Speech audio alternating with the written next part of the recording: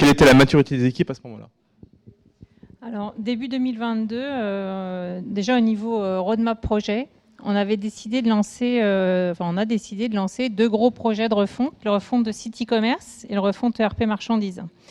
Et d'un autre côté, on avait décidé aussi de se recentrer sur l'essentiel, à savoir lancer uniquement des projets qui nous permettaient d'augmenter notre chiffre, de réduire nos coûts et surtout de satisfaire nos clients. Donc ça, c'est d'un point de vue projet. D'un point de vue maturité agile, on était un peu light. On avait uniquement l'équipe e-commerce qui fonctionnait un peu en Scrum. L'essentiel du reste de la DSI très en silo et beaucoup de cycles en V.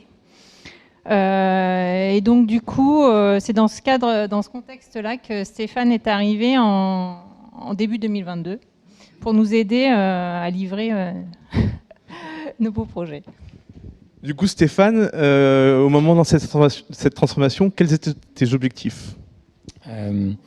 Mes objectifs, c'était d'essayer de sortir le projet, enfin un objectif un peu simple sur la refonte du e-commerce. Donc, aux galeries, il y a un SI qui tourne. On a une 60aine de magasins en France, une dizaine de magasins à l'international. On travaille plutôt pour les magasins en France, nous, parce que l'international, c'est beaucoup de la franchise, et donc ils se débrouillent. Et puis, la Chine, c'est loin, et ça a ses propres sujets. Donc, il y avait un SI qui tournait. Il y avait eu une très belle refonte de la caisse, menée par la dame qui est là. Refonte du système de caisse, redéploiement du système de caisse. Et puis, quand je suis arrivé, c'était la méthode un peu, comment dirais-je, c'est comme dans la Grèce ancienne, quoi. Je suis arrivé, et les bateaux étaient brûlés, de toute façon, on ne pouvait pas faire machine arrière. Donc, il y avait des contrats qui avaient été signés avec des éditeurs pour refondre le e-commerce et pour refondre le SI marchandise. Le SI marchandise, c'est le cœur du réacteur, hein, c'est assortiment, achat, stock. C'est un truc utile chez un retailer. En fait, pourquoi on a lancé le sujet d'Agile à échelle? C'était vraiment d'abord pour réussir le projet e-com. Parce qu'en réalité, dans une boîte comme les galeries, c'est toujours compliqué de faire des gros projets, mais le projet e-com, c'était un projet vraiment complexe, en fait. Il fallait refaire l'ensemble du PIM, donc toute la chaîne de description des produits. Et puis, les galeries, c'est une boîte compliquée où vous avez effectivement beaucoup de physique. Donc, il y a une véritable omnicanalité qui est un problème qu'on n'est pas les seuls à avoir, mais nous, on a un problème supplémentaire, c'est qu'on a une grosse partie des activités qu'on a qui sont en commission à la vente. Donc, on ne connaît pas vraiment les produits qui sont vendus. Donc, quand vous voulez faire du e-commerce multicanal avec une partie des produits que vous gérez en propre, c'est vous qui les achetez et qui les revendez, et puis une partie des produits qui sont vendus par les marques sans que vous sachiez bien exactement ce qui se vend, ça soulève des questions très spécifiques. Donc, c'est un gros programme très intégré et complexe. Donc, pourquoi on a fait de l'agile à l'échelle? Pour retomber sur une solidarité de planning, pour mettre les équipes en marche sur ce sujet, sachant qu'il y avait eu un projet raté juste avant, donc ça laissait quand même un goût amer dans la bouche. Donc le sujet, il était à réussir ce programme e-commerce, mettre le système en marche, sachant qu'on allait être nombreux. En pic, là, en ce moment, on est en train de finir notre petite histoire, mais on est plus de 120, donc sur le e-commerce intramuros, enfin PIM e-commerce intramuros, donc bon, ça demande de la coordination. Merci. Du coup, au lancement de cette transformation, comment c'est structuré? Comment on a organisé les équipes et comment ça s'est lancé du coup? On a lancé 2 trains. Alors, la DSI a été divisée en 2. Un train donc client et vente plutôt, orienté amélioration de l'expérience client, et puis que ce soit en magasin ou sur le digital, et puis également amélioration de la performance des collaborateurs dans les magasins. Et un train environ de 120 à 150 personnes avec 15 équipes. Et un autre train, train performance, donc tout ce qui est back-office, marchandises, logistique, et back-office RH et data, un peu plus petit, environ 80 à 100 personnes. Donc en fait, on l'a fait très vite. C'est-à-dire qu'en fait, sur le premier PI, on l'a lancé en 3 mois en s'appuyant sur les équipes e-commerce. Au bout de 6 mois, on a lancé entièrement le train client. Et dans la foulée, on a tout de suite fait le train performance. Donc on n'a pas du tout... l'une des réussites clés, je pense, c'est d'avoir pas hésité et de pas s'être posé beaucoup de questions sur comment fallait le faire, et il fallait y aller, quoi. Ouais. Effectivement, tout ça couvre l'ensemble du périmètre de la DSI. Romain, est-ce que tu peux nous expliquer, donc le titre de la conférence, c'est, on parle des collaborations naturelles qui nous ont beaucoup servi pour transformer un certain nombre de choses. Est-ce que tu peux nous parler de ces collaborations et de comment ça a permis aux collaborateurs d'être acteurs de cette transformation et de pas la subir, et donc d'en faire un succès? J'aime bien le terme subir parce que c'est vrai que moi j'étais venu ici en 2015, c'était le camp Grandet, c'était pas encore la ville en scène, pardon, et j'avais vu une conférence sur un truc que j'adore, c'est le squad SCAC. En fait, c'est finalement le bilan de santé des équipes, c'est une boîte à outils, je sais qu'il y en a qui sont dans la salle, qui connaissent et qui utilisent. Dedans, en fait, on présente des cartes aux équipes pour s'auto-évaluer, connaître un petit peu leur niveau de maturité. Il y en a une, c'est, en français, c'est pion ou joueur. Et celle-là, elle est géniale, parce qu'en fait, c'est est-ce que je suis le pion sur l'échiquier qui va finalement être déplacé par je ne sais qui, et puis il va se faire prendre, c'est fini, ou est-ce que justement je suis le joueur, celui qui va aller réfléchir au coup d'après, encore celui d'après, pour gagner la partie. Et quand on a lancé ça, on s'est dit, nous on veut des joueurs en fait. On veut des gens qui vont être impliqués et qui vont nous aider à gagner la partie, en fait, à livrer déjà le e-commerce et puis après d'autres projets, on l'espère. Et comment on fait pour avoir des joueurs du coup? Alors déjà, comme Patrice a dit, moi j'avais beaucoup d'équipes au e-commerce, donc je suis allé voir toutes ces équipes. Je les découvrais aussi, je suis arrivé il y a un an, et il y avait des équipes qui étaient auto-organisées en Scrum, Scrum Master tournant, et qui finalement, ça allait très bien pour faire du Scrum dans son coin, mais on a visité à l'échelle, il fallait identifier finalement pour nous des leaders d'équipe, des Scrum Masters, comme on les appelle aussi. Moi j'aime bien le terme leader, et donc du coup j'ai rencontré ces équipes, on a identifié des leaders, on en a recruté aussi quand il en manquait, et ensuite on les a formés. Là c'était plutôt le boulot d'Alexis, Malek aussi, notre RTE qui est là, et le but c'est avant d'appliquer une méthode, aussi contextuelle qu'elle soit, quand on l'applique, il faut la connaître. Donc ça, ils ont été formés, ensuite on a discuté. Et un point important pour nous aussi, ça j'avais vu ça dans une autre conférence, c'était le CEO de Carrefour, je crois, qui parlait de subsidiarité, c'est le principe de prise de décision décentralisée, et ça va beaucoup parler.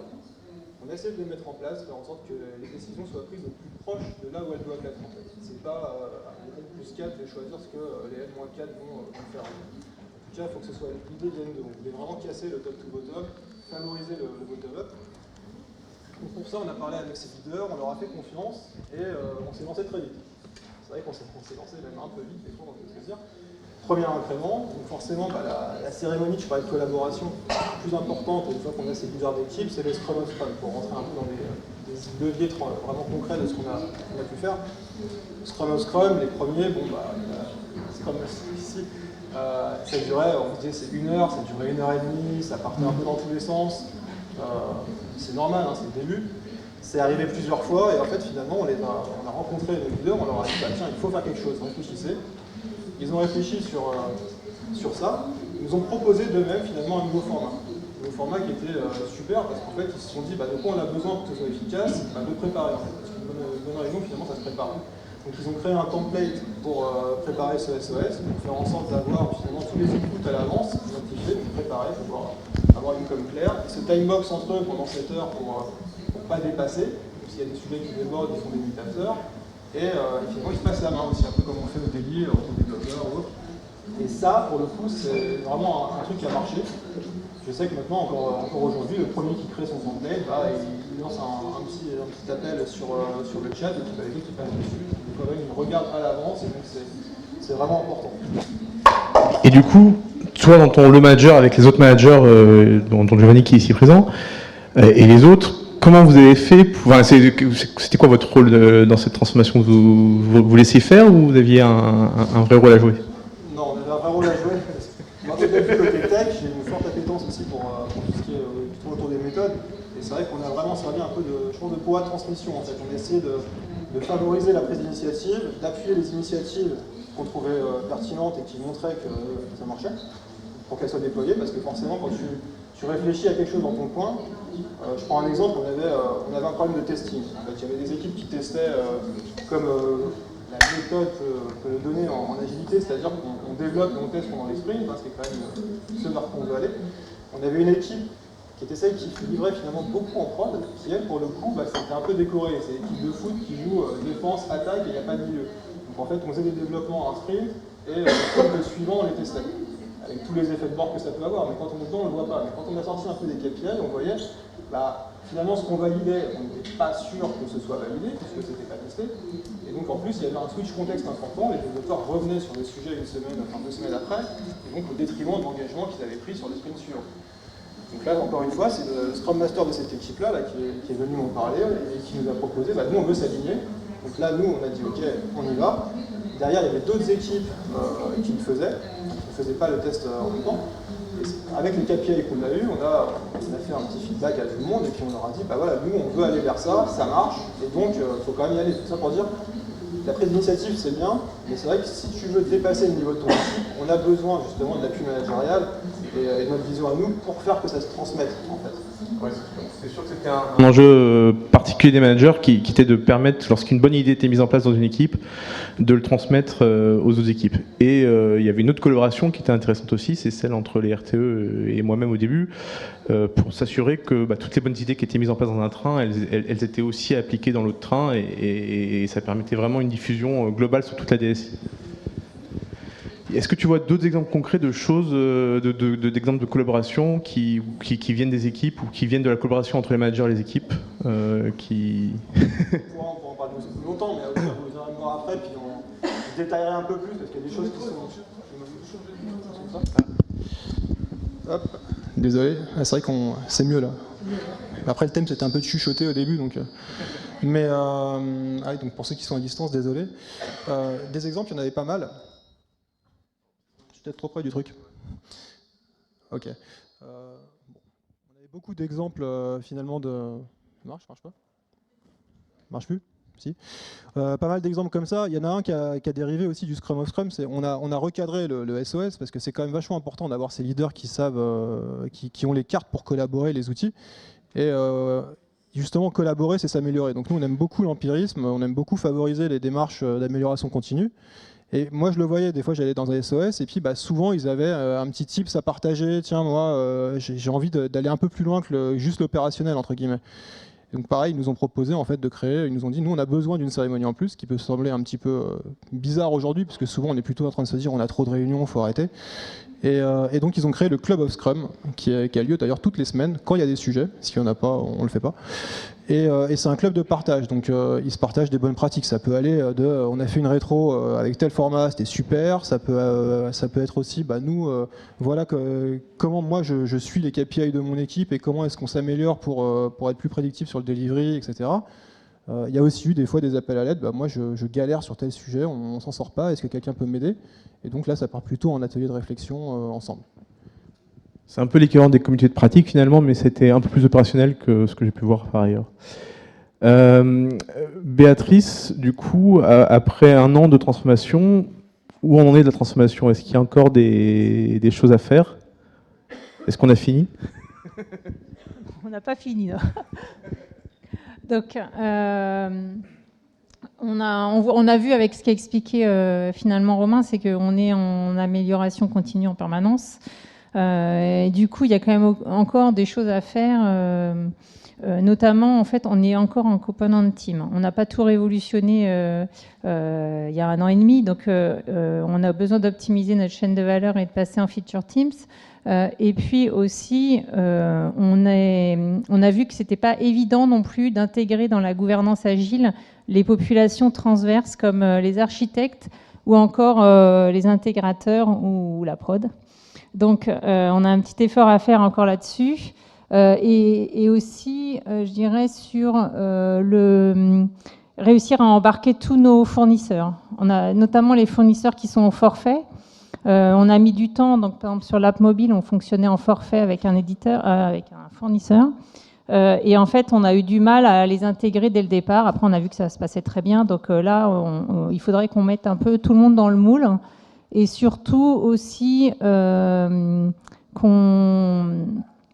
réussisse à progresser un peu, ce qu'a dit un peu aussi Romain, sur la phase de recette. Où là, on est, mais ça vient aussi, je pense, du fait qu'on est encore en silo. Donc là, on a aussi des choses à améliorer. Très bien, donc on voit qu'il y a encore des choses à améliorer.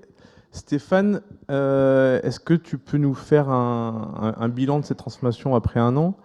Est-ce que l'agilité, c'est la panacée?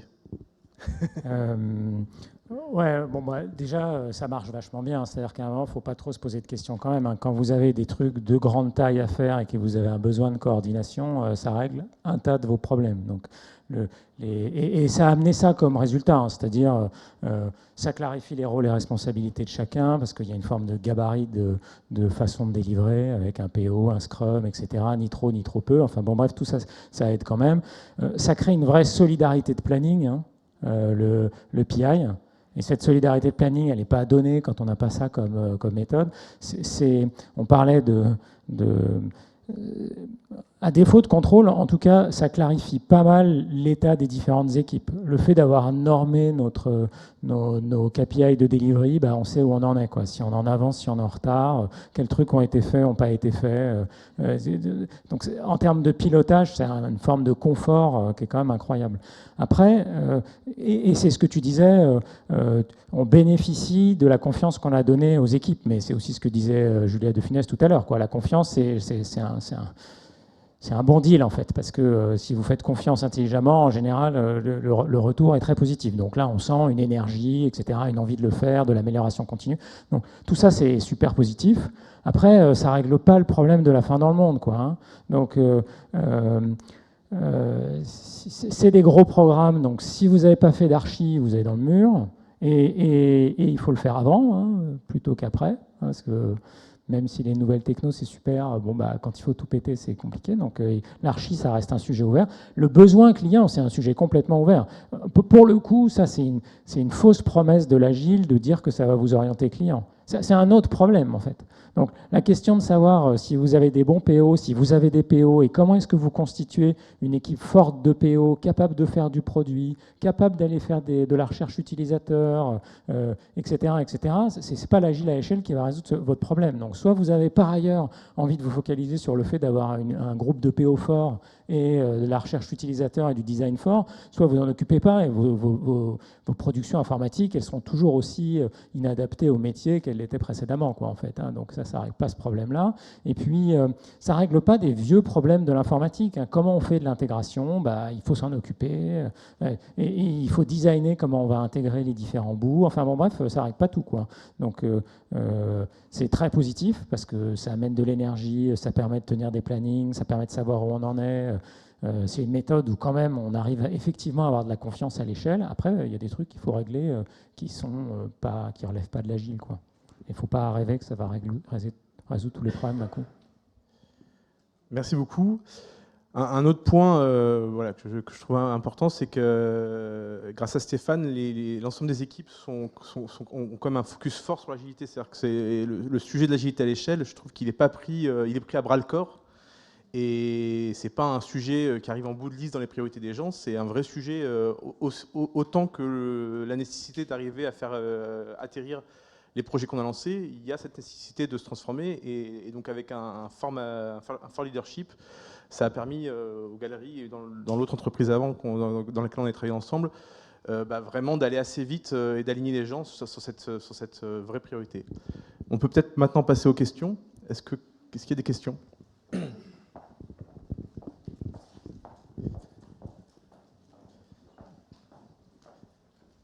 Merci beaucoup. Merci. Je voulais me poser une question sur l'avant tout ça. J'ai l'impression que c'est le résultat et du coup le bilan de cette année passée. Est-ce que, alors j'espère ne pas avoir loupé un bout, mais quels étaient les motivateurs à cette transformation et surtout quels ont été les plus grands freins à ce démarrage ? Les motivateurs, c'était vraiment réussir un projet complexe dans un environnement où en réalité les projets complexes, on avait du mal à les sortir, quoi. C'était quand même le mode où il fallait des très bons directeurs de programme, par exemple la dame qui est là, pour arriver à les sortir. Ça sortait pas, ça sortait dans la douleur ou ça sortait pas. Donc c'était ça le sujet numéro un. À un moment, il faut délivrer, quoi. Et après, les freins... Pas de frein majeur en fait. Enfin, pas de frein majeur. À un moment, il faut se projeter dans la méthode. Il y en a qui critiquent, etc. Donc, moi, ma théorie, c'est celle que tu exposais tout à l'heure. Tu pousses tout le monde dans la piscine, ça évite à tout le monde de réfléchir, hein. Et puis après, non, mais ça évite de discuter en fait, hein. Et puis après, on discute après plutôt qu'avant en fait. Et c'est plus intéressant en fait. Voilà. Et donc je pense qu'il faut le faire à l'échelle, à grande échelle tout de suite, même si c'est imparfait. Voilà. Et ça limite les... En fait, ça s'appelle l'effet de surprise chez Sun Tzu. Donc voilà, c'est un peu ça la méthode. Est-ce qu'il y a une autre question?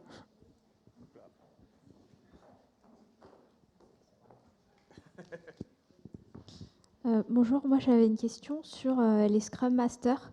Je voulais savoir, c'est pour Romain. Je voulais savoir comment est-ce que vous les avez recrutés? Est-ce qu'ils avaient un autre rôle et vous les avez formés pour devenir Scrum Master? Voilà, comment Là, c'est une bonne question. En fait, dans le contexte qu'on avait, moi j'avais beaucoup d'équipes Scrum déjà. Donc forcément, a priori, j'avais quand même un pool de Scrum Master qui était dispo. Il y a quand même des équipes où j'en avais pas. Donc du coup, là, c'est vraiment du recrutement externe, entre guillemets, parce que je voulais trouver vraiment des personnes avec le mindset plutôt qu'avec même les compétences, avant tout.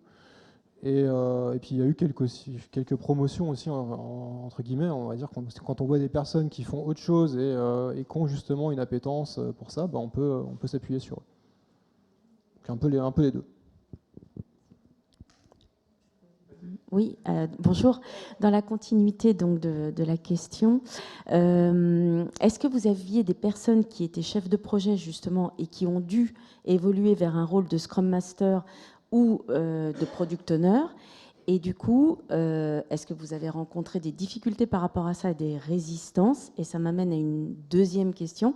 Est-ce que vous avez eu une équipe de conduite du changement dans votre transformation?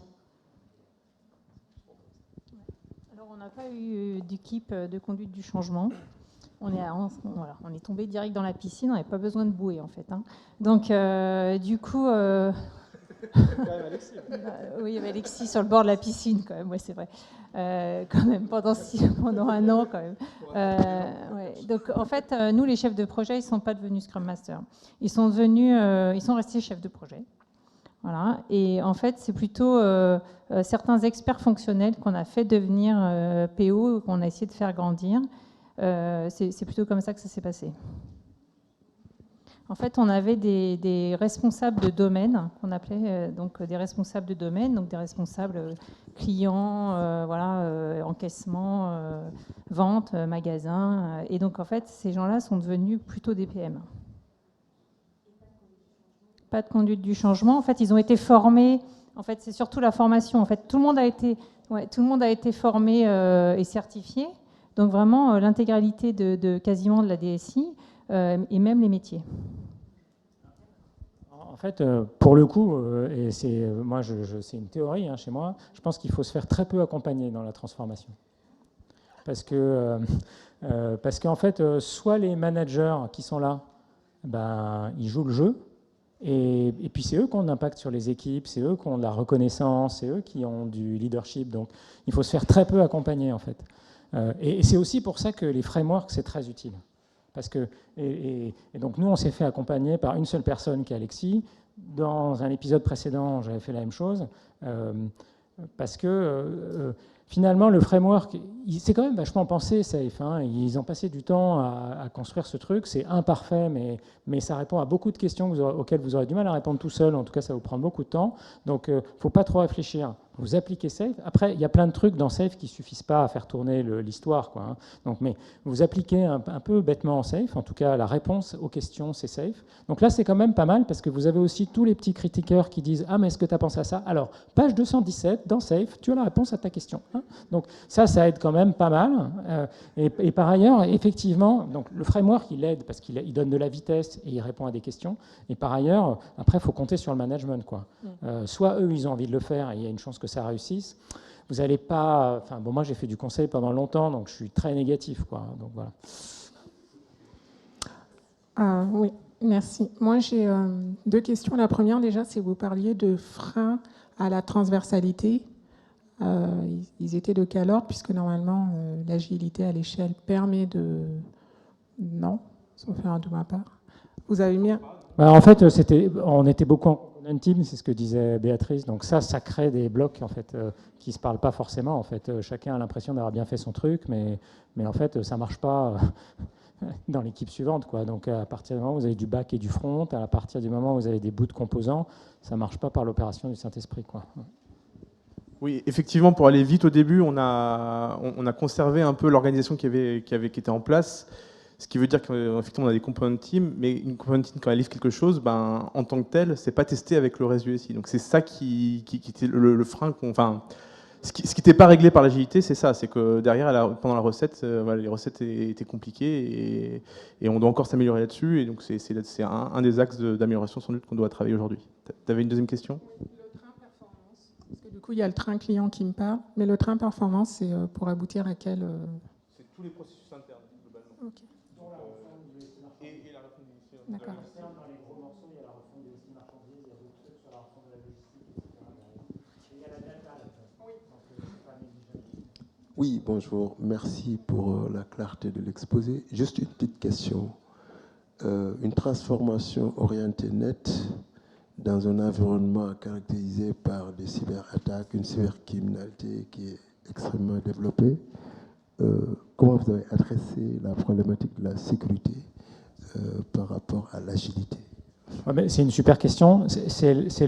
La sécurité, ça fait partie des activités transverses qui ne sont pas si faciles à embarquer dans un train. Donc, c'est vrai du design, c'est vrai de l'archi, c'est vrai de la sécu. Donc, après, on est une équipe sécurité comme tout le monde, avec sa propre roadmap et puis qui valide les trucs qu'on produit. Hein. Il y a pas, donc ça relève finalement du test en aval, de la norme en amont, rien d'extraordinaire en fait. Ouais.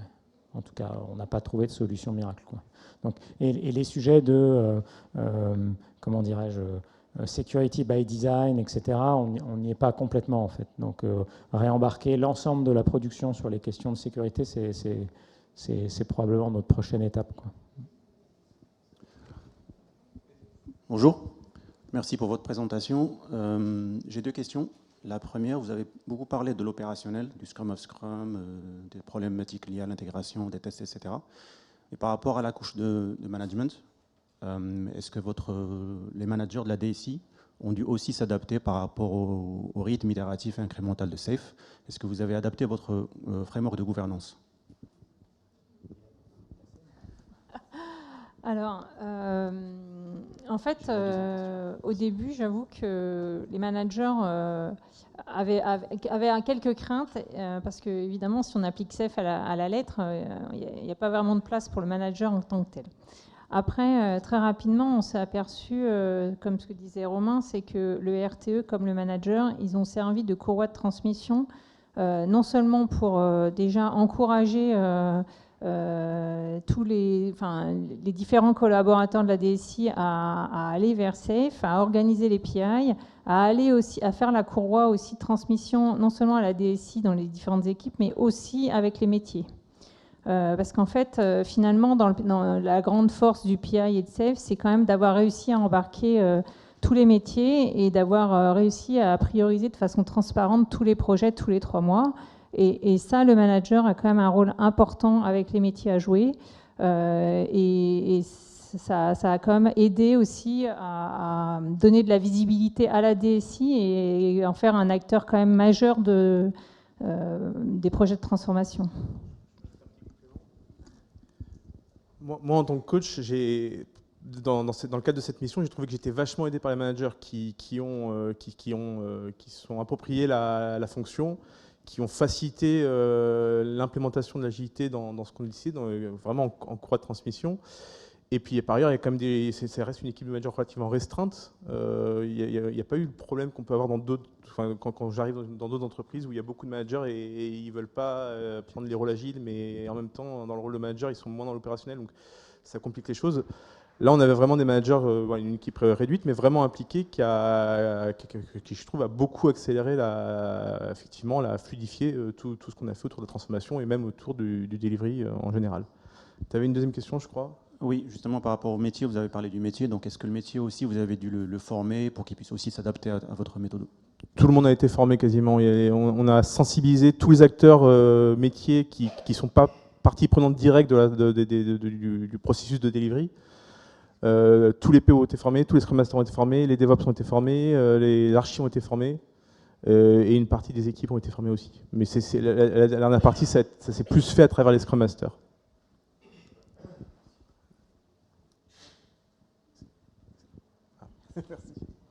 Bonjour, moi j'ai une question justement sur les métiers. Vous avez évoqué les équipes de PO, là vous l'avez évoqué aussi sur les PI. Est-ce que vous avez embarqué les métiers dès le départ de votre transformation et comment? Donc, je vais répondre à une autre question, mais c'est sûr que nous, c'est 2 trains. Hein. C'est pas le même problème quand on en a 10 en général, parce que la méthode de la prise par surprise et tout ça, ça marche moins bien quand il y a 10 trains.